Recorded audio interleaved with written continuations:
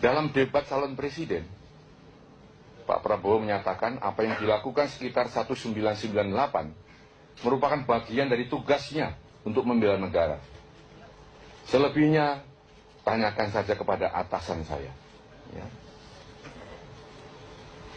Sebagai Panglima ABRI saat itu, Bapak adalah atasan dari Pak Prabowo. Terus terang masyarakat menunggu penjelasan dari Bapak. Nah, ini banyak yang bertanya kepada saya. Saya nggak ikut perdebatan, tapi ikut terlibat nama saya di sana. Dan harus menjawab.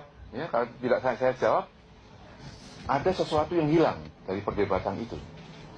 Maka di sini saya memberikan penjelasan secara normatif begini. Ya.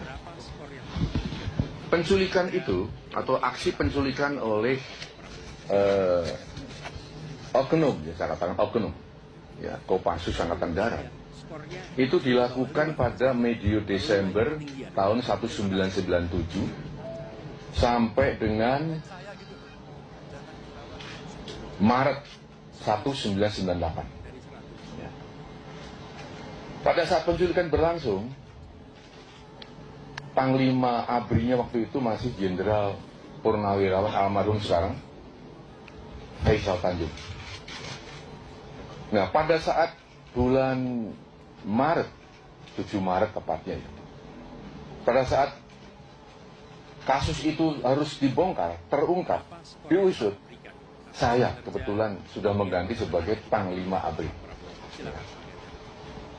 Dengan demikian, waktu kasus itu terjadi, Panglimanya masih yang lama, waktu pengusutan, Panglimanya yang baru, saya. Saudara sekalian, saya koordinasi dengan Pak Faisal Tanjung waktu itu. Saya tanyakan kepada beliau, Pak, apakah Bapak pernah memerintahkan untuk menculik? Apakah Bapak pernah memerintahkan untuk melakukan aksi-aksi represif? Beliau mengatakan tidak. Tidak pernah saya. Betul-betul tidak pernah. Saya pun mengatakan saya juga tidak pernah. Saya melanjutkan kebijakan ABRI waktu itu menghadapi mahasiswa, aktivis, demonstran dengan cara-cara persuasif, dialogis, komunikatif, bukan dengan cara-cara represif. Cara-cara kekerasan dan represif hanya digunakan apabila terpaksa dan betul-betul atas perintah Panglima. Itu. Ya, dengan demikian maka saudara-saudara sekalian, ya, tidak ada kebijakan dari pimpinan TNI atau pimpinan ABRI yang ekstrim waktu itu untuk memerintahkan melakukan penculikan, tidak ada.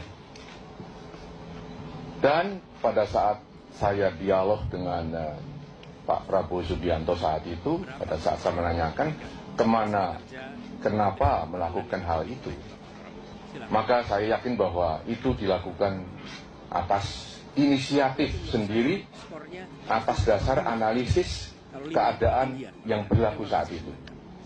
Ya, ini ada di Kompas juga sudah ditulis. Ini sudah saya laporkan juga kepada Pak masyarakat. Jadi bukan hal baru ya. Mungkin bagi wartawan waktu itu masih umur 5 tahun ya, sekarang nggak tahu ini. Tapi ini ada ya, di sana dianggap ini hal yang baru. Ini jelas hasil analisis pribadi, bukan perintah Panglima ABRI, bukan perintah atasan beliau. Ini supaya jelas ya.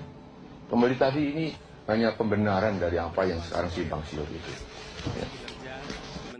Mantan Panglima ABRI Wiranto menegaskan mantan Panglima Kostrad Letjen Prabowo Subianto diberhentikan dari jabatannya karena Dewan Kehormatan Perwira atau DKP yang dibentuk tahun 1998 berkesimpulan yang bersangkutan terbukti terlibat dalam kasus penculikan aktivis tahun 1998. Saya tidak ingin terjebak kepada perdebatan istilah.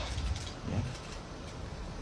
Saya tidak ingin saling mengotot hanya mempermasalahkan istilah dengan hormat atau tidak dengan hormat, diberhentikan atau dipecat.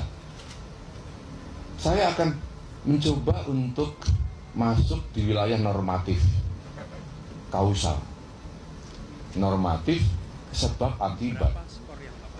Seorang prajurit, seorang militer berhenti dari dinas keprajuritan, pasti ada sebabnya. Karena itu menurut saya skornya justru di bawah 5, Mas Ganjar. Diberhentikan dengan hormat, sebabnya karena sudah habis masa dinasnya. Karena cacat akibat operasi, sehingga tidak bisa melanjutkan tugas. Karena sakit kronis, sehingga tidak bisa melanjutkan tugasnya. Atau karena atas permintaan sendiri dan diizinkan oleh atasannya, maka dia berhak untuk berhenti dengan hormat. Di sisi lain ada berhenti tidak dengan hormat. Karena apa? Karena melanggar sabta marga, sumpah prajurit, etika keprajuritan, melanggar undang-undang, melanggar hukum yang berlaku di Indonesia. Diberhentikan tidak dengan hormat.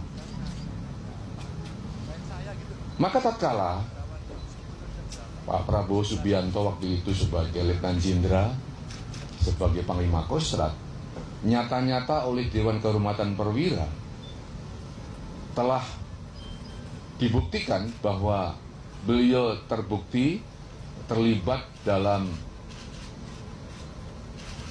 kasus penculikan, ya, maka tentu diberhentikannya itu sesuai dengan norma yang berlaku.